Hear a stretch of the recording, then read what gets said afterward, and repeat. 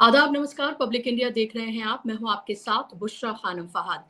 ऐसा लग रहा है मानो कि ये ईरान की ये जंग जो है फुल फ्लेजेड वॉर में तब्दील होती हुई नजर आ रही है। कल हॉर्मुज में मिसाइल दागे हैं ईरान ने, और उसमें ये भी बताया जा रहा है कि एक भारतीय की भी उसमें मौत हुई है। और दूसरी तरफ जो अमेरिका है उसने 5 घंटे तक बॉम्बिंग की है, बहुत ही खतरनाक तरीके से ईरान के ऊपर भी। अब ऐसे में सवाल ये उठ रहा है कि क्या 40 दिन की जो वॉर हमने देखी, जिसमें ईरान की पूरी तरीके से जीत हुई और दुनिया ने उसका दबदबा माना, क्या ये जंग फिर से उसी मुहाने पर आकर खड़ी हो गई है? हॉर्मूज पर आकर टिक गया है सब कुछ, क्योंकि ईरान इसको किसी भी कीमत पर छोड़ेगा नहीं, 1 इंच भी पीछे नहीं हटेगा। अमेरिका को लगता है कि अभी भी वो दुनिया का दादा है और वो जहां जो चाहे वो कर सकता है, तो वो वही गुंडागर्दी हॉर्मूज के अंदर भी करने की कोशिश कर रहा है कि हॉर्मूज तो वही चलाएगा, सब कुछ वही करेगा। और ईरान ये कह रहा है कि वो किसी कीमत पर भी 1 इंच भी अमेरिका को वहां पहुंचने नहीं देगा। अमेरिका ने ये भी ऐलान कर दिया है कि वो नेवल ब्लॉकेट फिर से लगाएगा, और तमाम चीजें बिल्कुल वैसी होती हुई नजर आ रही हैं, उसी तरफ जाती हुई नजर आ रही हैं जो हमने 40 दिन की वॉर में देखी थी। अभी अमरीश मिश्रा जी अभी लौटे हैं ईरान से, और जब वो ईरान में थे तभी जो जंग जैसे हालात हैं वहां पर तभी पैदा हो गए थे। उन्होंने भी आंखों देखी बहुत सारी चीजें, उनको एक्सपीरियंस किया है, उनको जाना है, उसके बारे में तो बात करूंगी ही, लेकिन उससे ज्यादा हम ये बात करेंगे कि फिलहाल ये जंग कहाँ जाती हुई नजर आ रही है। और दूसरा जो फ्रंट खुल गया है हुतीस और सऊदी अरब के बीच में, वो भी एक तरह से इंटेंस होता हुआ नजर आ रहा है। अमरीश जी, बहुत स्वागत आपका कार्यक्रम में। मुझे बताने की जरूरत नहीं, अमरीश जी वॉर हिस्टोरियन हैं, इसके अलावा वेस्ट एशिया मामलों के जानकार हैं, और आप सब उनको सुनना बहुत पसंद करते हैं। अमरीश जी, बहुत स्वागत आपका कार्यक्रम में। Thank you, thank you. Amrish ji, मेरा पहला सवाल आपसे कि ये जो 3 दिन से और 3 दिन से ज्यादा से जो हम ये देख रहे हैं, और कल हमने देखा कि ये बहुत ज्यादा इंटेंस हुआ है, बाकायदा तौर पर सेंटकॉम ने इसकी वीडियो जारी करके बताया कि उन्होंने कितनी खतरनाक बॉम्बिंग की है। ईरान भी ये कह रहा है कि उसने भी जो जीसीसी कंट्रीज हैं वहां पर उसने रिटेलिएट करके बदला लिया है, और हॉर्मूज में भी उसने मिसाइल दागा है। कहाँ जाता हुआ देख रहे हैं? कैसा क्या लग रहा है फिलहाल आपको, ये जंग किधर जा रही है? देखिए, जंग शुरू हो गई और ये अब जंगें उस तरह की हो गई हैं जैसे हम इतिहास में पढ़ा करते थे, 30 इयर्स वॉर, 100 इयर्स वॉर, उस तरह की उसमें जा रही है। क्योंकि देखिए, ये जून 2025 में 12 दिन की जंग हुई, फिर 2026 में 40 दिन की जंग हुई। और तो ये देखिए वो पैटर्न है जो बहुत अरसों बाद, सदियों बाद मैं कह रहा हूं कि वो लौटा है। मतलब सोचिए आप कि ईरान और अमेरिका के बीच जो वॉर्स हैं अब इतिहास में शायद पढ़ाई जाएंगी कि सालों चली, और रुक रुक के कभी 40 दिन की, 50 दिन की, उसमें बीच बीच में घटनाएं होती रही। ये देखिए जो चीज है ना, ये अब इस बार जो शुरू हुई है ये मल्टी फ्रंट वॉर।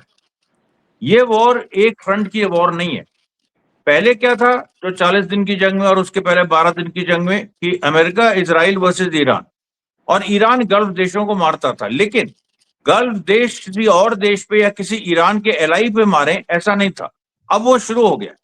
और आप संयोग देखिए या कहिए जानबूझ के पूरा हुआ कि ट्रंप ने जब पहले ट्रंप ने कह दिया था जब फ्यूनरल चल रहा था कि डील इज ओवर, उसके बाद उसने कल कहा कि हम स्टेट ऑफ हुर्मुज पे हम नेवल ब्लॉकेट दोबारा लगाने जा रहे हैं, और ये भी कहा कि हम ईरान के अंदर घुस जाएंगे, उसका हम फ्यूल ले लेंगे, उसका फूड ले लेंगे, उसका हम मतलब अजीब अजीब अजीब बातें, उसका हम गोल्ड ले लेंगे। मतलब ऐसी ऐसी बातें ट्रंप ने की। फिर कल कल जो पूरा राउंड चला 12 की रात और 13 की सुबह का, और आज 14 जुलाई, और आज भी देखिए 13 की रात 14 की सुबह चला। तो अब ये टिट फॉर टैट नहीं रह गया। जब देखिए अब सऊदी अरेबिया ने यमन पे अटैक क्यों किया, वो बात ये थी कि ये फ्यूनरल से जुड़ी बात है।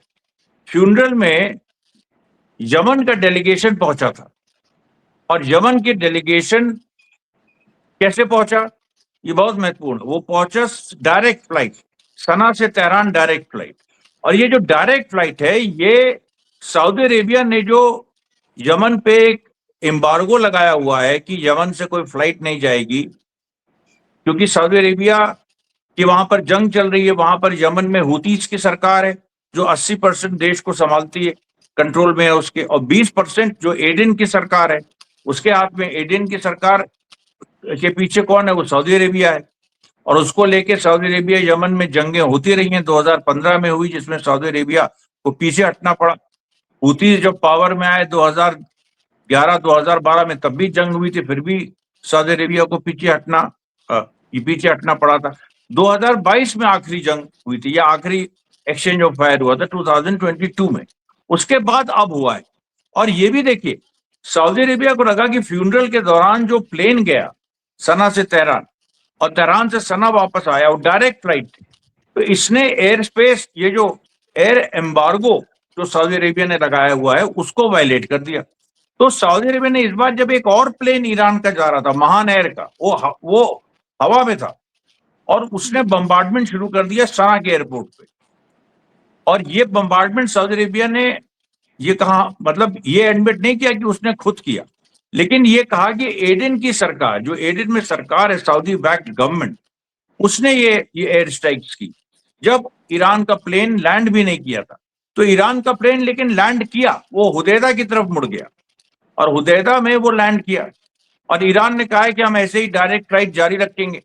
सऊदी अरेबिया को लग रहा है कि अगर वाकई ईरान ऐसे डायरेक्ट फ्लाइट जारी रखेगा, तो अब तो हूतीस को हथियार वगैरह पहुंचाना अब तो बहुत ही आसान हो जाएगा, अब तो कोई समस्या ही नहीं रहेगी। उधर अमेरिका के भी कान खड़े हो गए, और ये सऊदी अरेबिया ने अमेरिका से बकायदा, या आप कहिए अमेरिका, जो बयान आया कि अमेरिका ने, ट्रंप ने परमिशन दी कि तुम यमन पे बॉम्बिंग करो, और जैसे ही ये शुरू हुआ वैसे ही उसने ईरान का नेवल ब्लॉकेट लगा दिया, और अब सीधे खुली जंग का ऐलान हो गया ईरान के खिलाफ। तो ये इस तरह की स्थिति में आप देखिए, ये मल्टी फ्रंट वॉर है, और इस बार इनको डर है कि यमन बाब अल मंदाब स्ट्रेट बंद कर देगा। बाब अल मंदाब स्ट्रेट अगर बंद हो गया, तो फिर अमेरिका की जीत तो छोड़िए, उसकी हार भी इतनी बुरी होगी कि मतलब कोई तस्वुर नहीं कर सकता। तो इसलिए लगता है कि पहले से ही प्रीएम्प्ट करते हुए सऊदी अरेबिया से कहा गया है कि यमन को संभालो, लेकिन सऊदी अरेबिया की बस की बात नहीं है कि वो यमन को संभाले। अभी तो क्या है कि जैसे ईरान ने गल्फ देशों पे मारा है पिछले 3-4 दिनों में अद्भुत तरीके से, और उसमें सऊदी अरेबिया को छोड़ा हुआ है। सऊदी अरेबिया पे स्ट्राइक ईरान ने नहीं किया है, लेकिन कल को सऊदी अरेबिया की भूमिका अगर कुछ ऐसी होती है कि वो अमेरिका के साथ और खुल के जाता है, तब तो फिर एक दूसरी सिचुएशन हो जाएगी। तब फिर सऊदी अरेबिया पे भी ईरान स्ट्राइक करेगा। और ईरान ने सऊदी अरेबिया को वार्न किया था, जो सऊदी डेलीगेशन फ्यूनरल में आए, उसके सामने जो कुरान की आयत पड़ी गई, वो यही थी, वो बैटल ऑफ बद्र की बात करती थी कि मुस्लिम सेना जब मुस्लिम यूनाइटेड थे, तो उन्होंने बड़ी से बड़ी ताकत को हरा दिया। तो फिर अब सीधे ईरान यही कहेगा कि सऊदी अरेबिया कुरान की आयत को वायलेट कर रहा है। जी। अमरीश जी, मेरा सवाल ये भी है कि जिस तरह की बॉम्बिंग अब इंटेंस हो रही है, और ये कहा गया है ईरान की तरफ से कि हॉर्मूज तो उसके लिए उसके न्यूक्लियर जो प्रोग्राम है उससे भी ज़्यादा अब क्रिटिकल और क्रूशल हो गया है, क्योंकि उनको ये पता है कि उसको कंट्रोल करना, यानी कि जंग उनके हाथ में रहना, यानी कि वो किसी भी तरह का नेगोशिएशन करवा सकते हैं, सब कुछ वो कर सकते हैं, और उनका साथ देंगे तमाम और कंट्रीज जिनका तेल, गैस, सब कुछ यहाँ से होकर गुजरता है। तो ये तो साफ हो गया है। अमेरिका का वही रवैया यहाँ लग रहा है जिस तरह से उसने तमाम दूसरे कंट्रीज में किया, कि वो गए वहां पर, मार के उनको लगा कि सालों तक या तो जंग छेड़ी या फिर उस पर कब्जा किया, और पूरी दुनिया में अपनी दादागिरी को इसी तरीके से इलीगली कैसे स्थापित उन्होंने किया। यहाँ पर वैसा होता हुआ नजर नहीं आ रहा है। तो ये क्या फ्रस्ट्रेशन, क्या आप ये देख रहे हैं, और क्या आपको लग रहा है कि ये इसी तरह से छुटपुट एक्सचेंज या बड़े एक्सचेंज अब तो हो रहे हैं, ये बड़े एक्सचेंज आप इसी तरीके से देखते रहेंगे? और डू यू थिंक कि वॉर जो है अब सालों वाली क्या वॉर में बदलती हुई नजर आ रही है, या फिर आपको लग रहा है कि नवंबर तक का वेट होगा जब मिड टर्म पोल्स और उसके बाद इसकी इंटेंसिटी और बहुत ज्यादा बढ़ सकती है? नहीं, देखिए, इसमें जो है, ट्रंप को इजराइल से धमकी मिली है, और ट्रंप कोई बहुत ज्यादा जंग चाह रहा है मुझे नहीं लग रहा, क्योंकि अमेरिका में जो ओपिनियन है वो ये था कि भाई एमओयू हो गया है, एमओयू को आगे बढ़ाओ, जंग की तरफ अभी मत जाओ। लेकिन अभी 2 दिन पहले, बल्कि जब मैं था ईरान में, और 9 या 10 जुलाई के आसपास ये खबर फैलाई गई थी और इजराइल ने फैलाई कि ईरान ट्रंप को असैसिनेट कर सकता है। उसके बाद ट्रंप ने पूरा ट्वीट किया था और कहा था कि अगर मुझे असैसिनेट किया ईरान ने तो 1000 मिसाइल 1 साल तक ईरान पे बरसेंगी और ईरान तबाह हो जाएगी। अब ये चीज मानी जा रही थी कि एक्चुअली इजराइल ट्रंप से कह रहा था कि अगर ईरान से जंग नहीं करोगे तो हम तुम्हें असैसिनेट कर देंगे। ये इजराइल तो, और ट्रंप प्रेशर में आ गया। ये साफ दिख रहा है कि ट्रंप प्रेशर में आ गया ज़ायनिस्ट लॉबी के, जूइश लॉबी के, और उसने ये सोच लिया कि भाई अब हम या तो हम बचेंगे या फिर ये हमको जंग करनी होगी। क्योंकि कुछ भी कह लीजिए, मोसाद की एक कैपेबिलिटी है जो पूरी दुनिया में नंबर 1 है, वो है असैसिनेशन की कैपेबिलिटी, और कुछ नहीं है मोसाद और इजराइल के पास। मिलिट्री रूप में देखिए तो ईरान ने इजराइल को इतना मारा 40 दिन की जंग में कि इजराइल अभी तक खड़ा नहीं हो पा रहा है। वो हिजबुल्ला से नहीं लड़ पाया सदर्न लेबनान में, उधर पैलेस्टीनियन रेजिस्टेंस उसको फंसाए हुए। तो कहने का मेरा मतलब ये है कि इजराइल ने असैसिनेशन की धमकी देके ट्रंप को प्रेशर में लिया और ट्रंप उस प्रेशर में कर रहे हैं। इसमें एक बात बस यही है कि जो काम प्रेशर में किया जाता, महाशक्ति अगर है वो प्रेशर में कर रही है तो उसमें प्लानिंग नहीं होती। अब इसमें गलतियां होंगी, ट्रंप गलती करे और उन्हीं गलतियों का इंतजार ईरान को है और रशिया और चाइना को भी है जो ईरान के साथ है। अब गलतियों में बहुत कुछ हो सकता है, ग्राउंड इन्वेजन हो सकता है जिसमें बड़ी संख्या में अमेरिकन मारे जाएं, इब्राहिम लिंकन जो जहाज अभी अरेबियन सी में है वो वापस बुलाया जा सकता है और फिर उस पर ईरान स्ट्राइक कर सकता है, बहुत सारी ऐसी चीजें। लेकिन अभी देखिए दिखाई यही पड़ रहा है कि जो इनिशिएटिव है वो तो ईरान के हाथ में, सब कुछ ईरान के हाथ में। स्टेट ऑफ हॉर्मुज वो बंद किए हुए। अभी जो आज सुबह की बमबारी वो किस वजह से हुई? दो जहाज अमेरिका एस्कॉर्ट कर रहा था जो ओमान का एक दूसरा रूट अमेरिका ने बनवाया जबरदस्ती प्रेशर डाल के, और ओमान को भी धमकी कि हम तुमको बॉम्ब कर देंगे, ये कर देंगे, वो कर देंगे। तो वो जो रूट बनाया उस पे परसों भी इसी वजह से हुआ था, एक कंटेनर जा रहा था उस पे ईरान ने फायर किया जिसमें वो कुछ भारतीय भी थे, और जो कल रात को जो घटना हुई उसमें भी यही बात थी। इस बार 2 कंटेनर जा रहे थे जिनको यूएस मिलिट्री एस्कॉर्ट कर रही थी, उस पे ईरान ने मार दिया, कमर्शियल शिप्स पे। तो ईरान तो कह रहा है कि अगर हमारे रूट से नहीं जाओगे, और ईरान का लॉजिक भी है उसमें, ईरान का लॉजिक ये है कि जो दूसरा रूट है उसमें माइंस बिछी हैं और वहां पर अगर कोई शिप जाएंगी तो वो उड़ भी सकती हैं। तो ईरान ने काम तो सेफ्टी के लिए कर रहे हैं। और जो जिन 2 शिप्स पे मारा है ईरान ने आज सुबह, वो अपना ट्रांसपॉन्डर्स ऑफ की हुई थी और उनके इंजन रूम में मारा, डिसेबल किया उनको। उसमें किसी कोई जान की, किसी की कोई हताहत हुआ है ऐसी कोई खबर नहीं है फिलहाल। लेकिन ईरान अब कमर्शियल शिपिंग अलाउ नहीं करेगा, और अमेरिका अगर इंसिस्ट करेगा कि कमर्शियल शिपिंग होगी तो फिर तो जंग है। फिर तो मतलब फिर उस तरह की जंग है। फिर तो ये है कि जो वहां शिप्स फंसी, अभी भी हजारों शिप्स फंसी हैं, हजारों सेलर्स फंसे हैं, सब नहीं निकल पाए हैं। तो वो फिर एक बहुत ही एक कॉम्प्लेक्स मल्टी फ्रंट और कुछ मामलों में आप कहिए डर्टी जंग होगी, जिसमें ऐसा भी हो सकता है इजराइल अमेरिका खुद ही वहां जो शिप्स फंसी उनमें बॉम्बिंग कर दे और फिर उसमें लोग मारे जाएं, ईरान को ब्लेम करे। अब ये सब होने वाला है। अब ये लोग डेस्परेशन में आ गए, कुछ भी हो सकता है। जी, क्या आपको ये लग रहा है अमरीश जी कि ये इस वजह से भी है कि एक तरफ तो हमने जंग देखी जिसमें ईरान की क्लियर जीत हुई, दुनिया ने उसका दबदबा माना, फिर जिस तरह से शहीद आयतुल्लाह अली खामनाई का जो फ्यूनरल हुआ उसमें 43 मिलियन लोगों का रिकॉर्ड जो कायम हुआ, कहा जा रहा है कि ह्यूमन हिस्ट्री का सबसे बड़ा फ्यूनरल। और क्योंकि वेस्टर्न मीडिया से लेकर और अमेरिका, इजराइल तो दुनिया को ये बताते रहे कि भाई देखिए वो तो एक डिक्टेटर थे, वो किस तरह से जुल्म करते थे, उन्होंने लोगों को मारा, उन्होंने लोगों के साथ क्या क्या किया, और वहां पर रिवॉल्ट है, आवाज दबाई जाती है, लोगों को मारा जा रहा है। लेकिन लोगों ने तो दूसरी तस्वीर देखी तो वो उनका जो प्रोपेगेंडा था वो भी पूरी तरीके से फेल हो गया, और उनको लगा ये तो ईरान ही नहीं बल्कि वहां पर जो 100 देशों के डेलीगेशन पहुंचे कि ईरान के पास तो दूसरे देशों का भी इतना बड़ा सपोर्ट, अंदर से भी सपोर्ट, मुस्लिम वर्ल्ड भी कहीं ना कहीं, कम से कम वहां की जनता बहुत माइल्ड होती हुई नजर आ रही है, सऊदी अरब, पाकिस्तान, ये तमाम कंट्रीज तो वहां पर पहुंचे ही। तो क्या आपको लग रहा है ये जो नए अटैक हैं ये एक तरह की खींच भी है क्या? और इसमें इज़राइल के रोल को आप कैसे देख रहे हैं? नहीं देखिए, मैंने तो शुरू में कहा इजराइल की भूमिका सेंट्रल है। इजराइल ने एक्चुअली ट्रंप को असैसिनेशन की धमकी भी दे दी। लेकिन ये बात भी सही है कि जो फ्यूनरल में जो माहौल दिखाई पड़ा, देखिए फ्यूनरल में क्या, मैं तो वहां था, फ्यूनरल जी। में क्या हुआ कि एक नए तरह का यूनाइटेड फ्रंट ईरान ने दिखाया, जिसमें करीब 100 से ऊपर ग्लोबल साउथ के देश थे।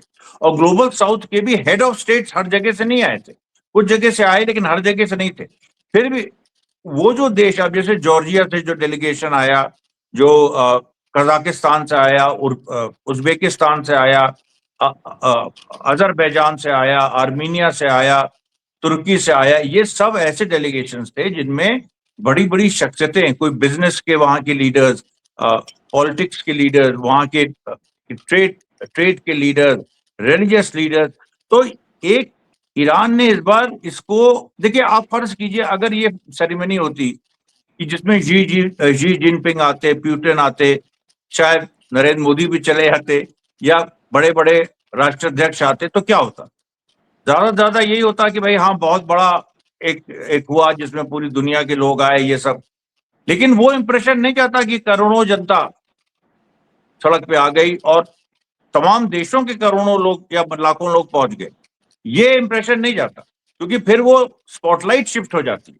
तो ईरान ने मेरे ख्याल से जानबूझ के, ये जानते हुए कि इस समय ईरान में कोई हेड ऑफ स्टेट जो है वो, उसको इनवाइट किया गया फॉर्मली, लेकिन ईरान भी नहीं चाहता था कि आए, लोअर लेवल के डेलीगेशन आए, उससे मैसेज चला जाएगा। और उसका जो टीवी कवरेज था जो बड़ा यूनिक था इस बार, ईरान ने जो अपना स्टेट टीवी लगाया इस मुहिम में, उसके अलावा जो ये था कि भाई जनता उमड़ पड़ी, उस पर फोकस रहे, क्योंकि दुनिया को वो दिखाना है।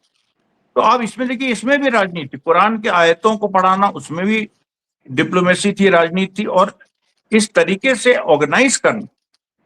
और वहां जो लोग थे उनसे कहा जा रहा था, जो बाहर से जर्नलिस्ट वगैरह आए थे, कि आप जनता के बीच चले जाओ, जनता के बीच जाके आप बोलो, आप पूछो उनसे जो पूछना है। और हम लोग सब ने यही किया। लेकिन वहां जो माहौल था, आप सोचिए, मैं तो एक जगह रिकॉर्ड कर रहा था, इनकलाब स्ट्रीट उसको कहते हैं, वो मेन स्ट्रीट है जहां से तेहरान से कोम फ्यूनरल प्रोसेशन जा रहा था। ये हमारे ख्याल से 5 जुलाई की बात होगी, नहीं सॉरी 6 जुलाई की सुबह। और वहां मैं रिकॉर्ड कर रहा था, वहां एक आदमी, वहां एक सिनेमा इंस्टीट्यूट है। अब सिनेमा इंस्टीट्यूट वगैरह को कहा जाता है कि वो प्रोटेस्टर्स के पार्ट होंगे और इनके विरोधी होंगे, मतलब खामनेई रिजीम के। वहां से एक आदमी अकेले ट्रम्पेट बजाते हुए निकला, मतलब वो सीन ऐसा था कि आप विश्वास नहीं करेंगे, सुबह सुबह आदमी ट्रम्पेट बजा रहा है अपने अपने शहीद नेता की शान में। तो ये जो इस तरह की जो चीजें हमने देखी, बड़ी यूनिक। और फिर महिलाओं का पार्टिसिपेशन जो हमने देखा, ये संभव ही नहीं हो पाता अगर अगर प्यूटिन और शी जिनपिंग और फिर और बड़े बड़े मैक्रोन वगैरह पहुंचने लगते। तो ये तो ईरान देखिए बहुत साफ है। ईरान कह रहा है कि हमको उस समय कोई बड़े नाम नहीं चाहिए, हमको आम लोग चाहिए, आम लोग जो हमारी आइडियोलॉजी के साथ खड़े हैं, हमारे मिशन के साथ खड़े हैं। और मिशन है यूएस इजराइल को मिडिल ईस्ट से हटाना। जी। ये तो एमओयू में भी था कि वहां से हेजेमनी एक तरह से अमेरिका की खत्म करना, वो एमओयू में लिखा भी गया था कि वहां से जो सेनाएं हैं अमेरिका की वो हटेंगी। लेकिन ऐसा लग रहा है कि अमेरिका तो अपनी हर बात से पीछे हटता हुआ नजर आ रहा है। क्या आपको लग रहा है कि ऑलरेडी ईरान इसके लिए तैयार था, अमरीश जी? क्योंकि मैं देख रही थी आईआरजीसी के कई कमांडर जो टीवी चैनल्स पर बैठकर उन्होंने कहा कि हमें ये पता है कि ये टाइम बोरो कर रहे हैं, हमें ये पता है कि धोखा होगा, हमें ये पता है कि एमओयू ये खत्म करेंगे ही। तो Iran was already knew about it, और क्या वो इसीलिए प्रिपरेशन भी उनकी उसी तरह से थी कि एक तरफ फ्यूनरल चल रहा था, अमेरिका को लगा कि इसका कमजोर लम्हे का फायदा उठाया जाए, लेकिन वहीं उन्होंने हॉर्मुज से अपना एक सेकंड के लिए भी कह सकते हैं कि अपना कब्जा नहीं छोड़ा, और वहां पर उन्होंने मिसाइल दागी। तो क्या ये जो एक मैसेजिंग है, क्या आपको लग रहा है कि ईरान को पहले से पता था, पूरी तैयारी है अभी भी ईरान की, और क्या जो ईरान की जनता से उन्हें सपोर्ट मिला है कि इंतकाम अभी पूरा नहीं हुआ है, क्या ये जो नए जो अटैक हैं क्या ये उसका भी एक नतीजा है? क्योंकि मुश्तबा खामनाई ने भी इसी तरफ इशारा किया है।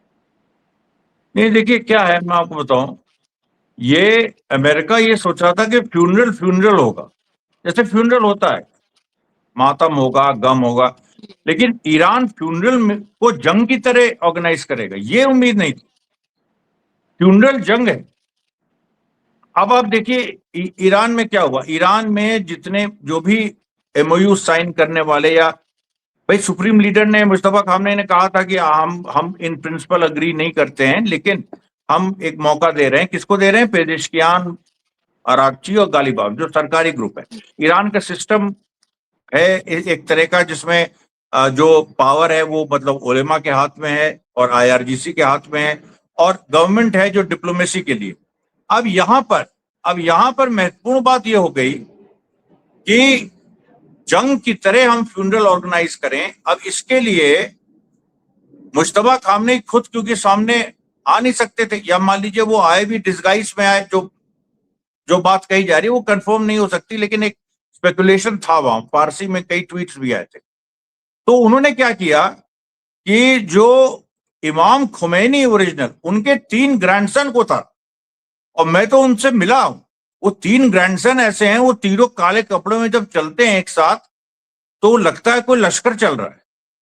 और वो बहुत ही जबरदस्त, और उन्हीं से अब कई जो रस्में हैं शिया उसमें जो फ्यूनरल से जुड़ी रस्में हैं। जैसे आपको एग्जांपल दें कि मशहद में जो 8वें इमाम रजा, उनको रिदा भी कहते हैं, जो उनकी मजार है, वहीं पर दफनाया गया शहीद अली खामनेई को। उसके बाद एक और जगह जो इनकी बहन थी इमाम रजा की, फातिमा मासूमे, अब उनकी भी श्राइन पे प्रेयर्स लीड करनी थी। बहुत सारी और श्राइन में, तो उसमें किसने लीड की? वो इन 3 भाइयों ने की। इनको बकायदा बुलाया गया, रिटायर, ये और लाइमलाइट में नहीं थे, ये इनको लाया गया। और इन्होंने जो तकरीरें की, अरे बाप रे बाप, उससे तो पूरा मतलब इन्होंने तो बखिया उघेड़ दी सबकी, अपने भी, अपनी ईरानियों की भी, कि जो चाह रहे हैं समझौता, सबकी। तो ऑब्वियसली, और ये पहले हुआ है और ये हम लोग के सामने हुआ। तो मुस्तफा खामनेई तो तैयारी में थे ही, उन्होंने पूरा अपना एक कार्ड खेला जबरदस्त, और उन्होंने पूरा अपने यहाँ के उदारवादियों को भी चित्त कर दिया, और अमेरिका और इजराइल को मैसेज दे दिया कि हम जंग के लिए तैयार हैं, हमारे लिए हर फॉर्म में जंग है। और इमाम खुमैनी के वो वीडियो आपको देखना चाहिए। वो बड़ा मतलब जो जिस तरह से उन्होंने बात रखी, भाई हम लोगों ने खामनेई को भी सुना है जब वो थे, और मुस्तफा खामनेई को तो खैर नहीं सुना अभी, लेकिन उनके फादर को सुना है। वो लोग तो थोड़ा माइल्ड थे, लेकिन आप इमाम खुमैनी के तेवर देखिए, वो वैसे ही उनके ग्रैंडसन के थे। तो देखिए हम लोग समझ गए थे कि ये एक मैसेजिंग है कि अब सीधे सीधे जंग है, और ये बात 7-8 जुलाई तक साफ हो गई थी।